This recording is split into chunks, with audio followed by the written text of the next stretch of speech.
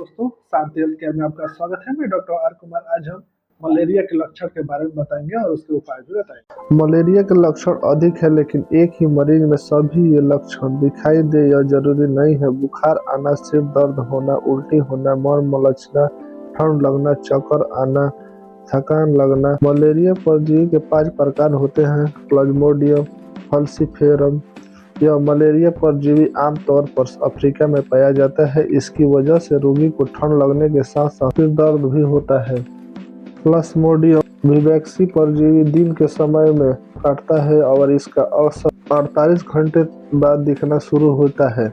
इस रोग की वजह से सर में दर्द होना, हाथ पैरों में दर्द होना, भूख न लगना और तेज बुखार भी रहता है। प्लाज्मोडियम ओवेल यह असामान्य परजीवी है और यह पश्चिम अफ्रीका में पाया जाता है। इसमें रोगी में लक्षण के उत्पादन के बिना यह अनेक वर्षों तक लीवर में रह सकते हैं। Plasmodium malaria. यह मलेरिया प्रोटोजोआ का एक प्रकार है। इस रोग की वजह से रोगी को प्रत्येक चौथे दिन बुखार आने लगता है और शरीर में प्रोटीन की मात्रा कम होने की वजह से शरीर में सूजन आने लगती है। प्लाज्मोडियम नलेसी। यह परजीवी आमतौर पर दक्षिण पूर्व एशिया में पाया जाता है और यह एक प्राइवेट मलेरिया परजीवी है। इस रोगी को ठंड लगने के साथ साथ बुखार आता है और रोगी को सिर दर्द, भूख न लगना, बुखार जैसी परेशानियों का सामना करना पड़ता है। मलेरिया मादा एनोफिलिस मच्छर के काटने से फैलता है। इस प्रजाति के मच्छर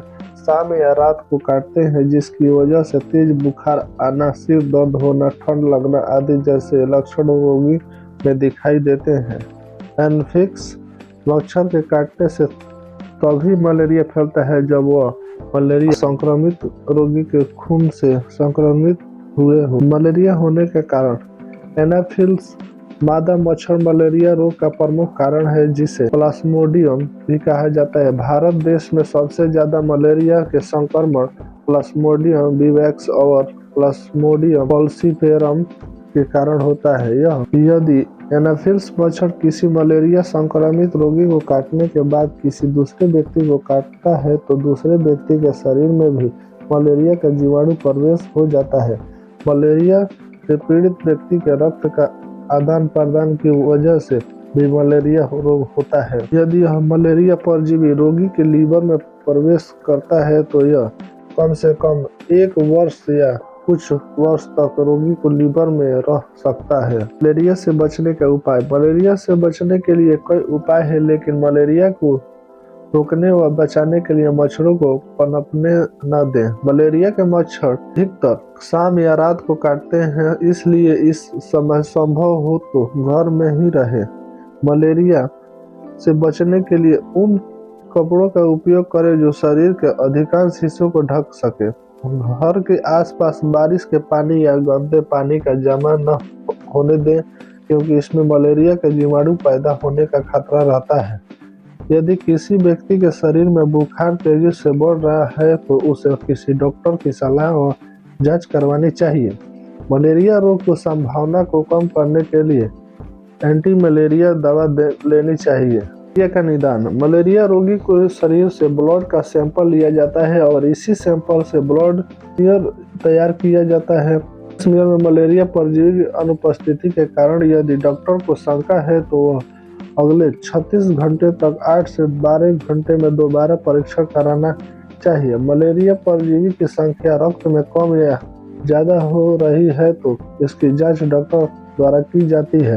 आनुवंशिक और रक्त परीक्षण विशेष दाग का उपयोग के परजीवी परिस्थिति को दर्शाते हैं। मलेरिया का इलाज। मलेरिया के इलाज के लिए अनेक प्रकार की दवाइयाँ उपलब्ध है, लेकिन यह सभी दवाइयाँ रोग की गंभीरता पर निर्भर करती है। जैसे एंटी मलेरिया ड्रग्स लक्षणों और बुखार को ठीक करने के लिए दवाई एंटी सीजर इलेक्ट्रोलाइट्स शामिल है।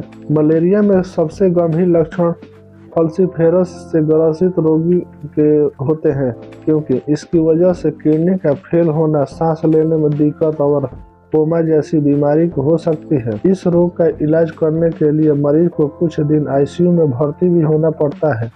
मलेरिया के लिए क्लोरोक्विन का इस्तेमाल गर्भवती महिलाओं के लिए उपयुक्त माना जाता है। अगर हमारा ये वीडियो अगर आपको अच्छा लगा है तो चैनल को सब्सक्राइब करें, लाइक करें, शेयर करें तथा एक प्यारा सा कमेंट करें। नमस्कार, धन्यवाद।